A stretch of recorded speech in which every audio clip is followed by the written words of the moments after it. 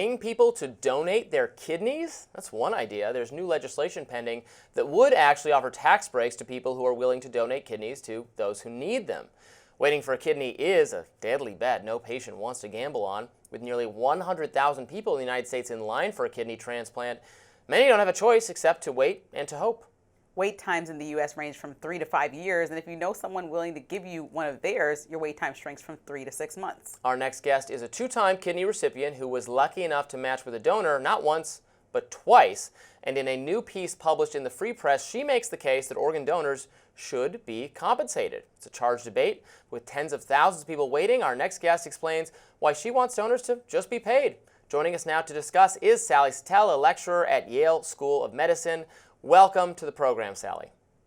Oh, thank you so much for having me. Great to be with you. So you should share a little bit of your story, which I know because we've talked about it before. You're a friend of mine, that you received kidney donations from sort of acquaintances, other people in the commentary, journalism, policy world, and you were very fortunate to get those donations. And how has it impacted your view of this process?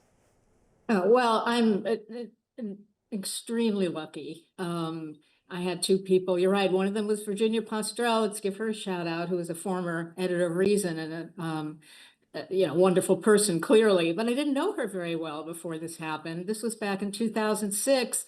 And I was surprised to learn that my kidneys were failing. And I knew, because I am a doctor, I'm a psychiatrist, but I went to medical school and I knew what that meant, that I'd either have to languish on dialysis for years. In big cities, in fact, your wait can be up to 10 years.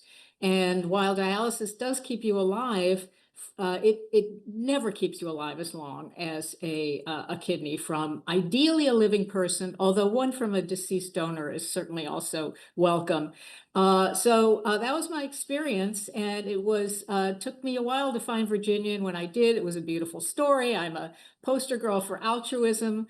But there are people who aren't as lucky as me. They don't have a Virginia, or they don't have a family member. That was also my case. I didn't have a family member who was in a position to do this.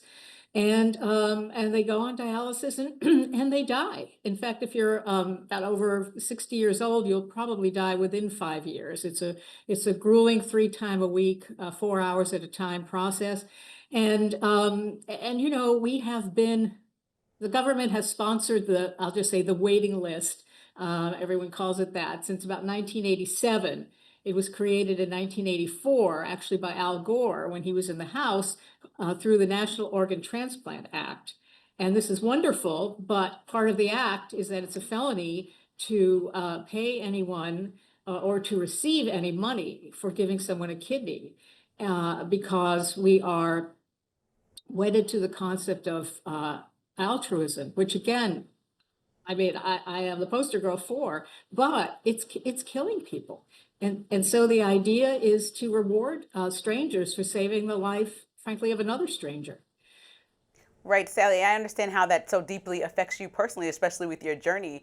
But I want to bring up the fact that critics say that paying donors could exploit low-income people. So what do you think are some safeguards that could be put in place to protect people from not simply giving up a kidney by choice, but by a financial strain?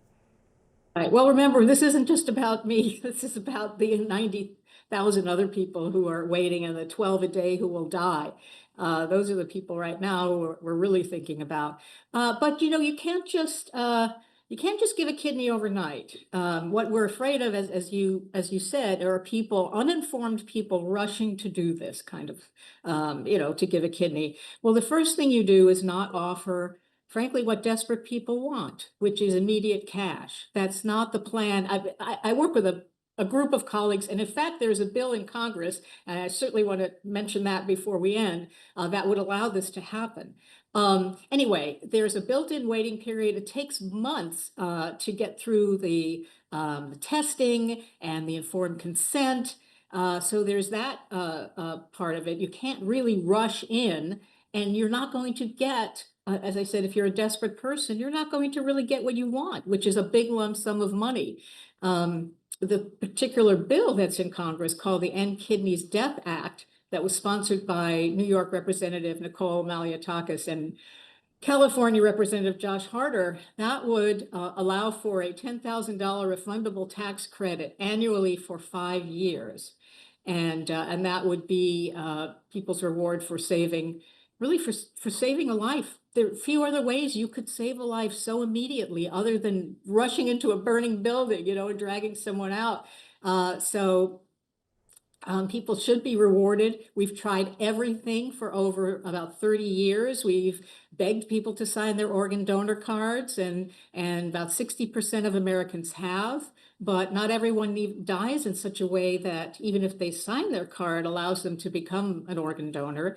And we actually have programs. One is a federal program that reimburses people for their travel, for expenses that a donor might incur. Yeah. Because you can imagine a person wants to donate, but they can't because they can't fly across the country to be with, to go to the hospital. And we do all that, and it's not enough.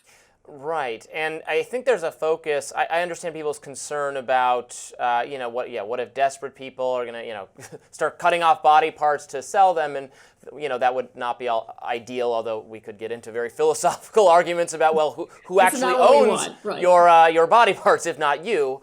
But the focus on that, rather than the focus on that, lots and lots and lots of people are dying waiting for organs. And that could be ameliorated by a incentive system to donate your kidney and then to receive something for it that could help a lot of people who are going to die otherwise. And it's like people are ignoring that because this idea of selling parts of you sounds icky, but we got to live in reality. No, the critics do focus obviously on nightmare scenarios. They think this will make a black market worse. And they don't seem to grasp that what a black market disappears when you have transparent exchange. They also seem to overlook the fact that everybody else in this whole process of donation, the doctors, the hospital, and if it's a deceased donor, a special procurement agency, they all get paid, everybody. But the person who is taking the risk, surgery is a risk, and giving this precious thing of value, they get nothing. And you know what? God bless these folks who don't expect anything. They make a sacrifice. My Virginia did, and my subsequent donor, Kim, did. That's wonderful. But we could prompt more people to save lives. They're still making a sacrifice. For heaven's sakes, it's surgery. So there's a definite retained dimension of altruism here. But they're also being, as you say, rewarded for saving someone's life. And one more thing I should mention is that if you want to get green eye shade about this, every person on dialysis costs about $82,000 a year to support from Medicare, the end-stage renal disease program. The savings would be tremendous if we could get people off dialysis. 5%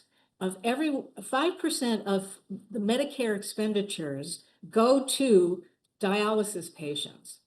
And those patients represent under 1% of all the beneficiaries. So it's an incredible outlay of money too.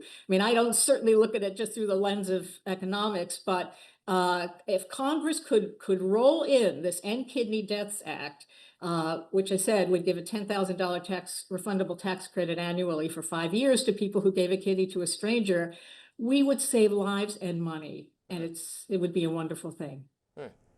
Sally, thank you so much for joining us to discuss. Really fascinating topic. Thank you. Thank you for having me.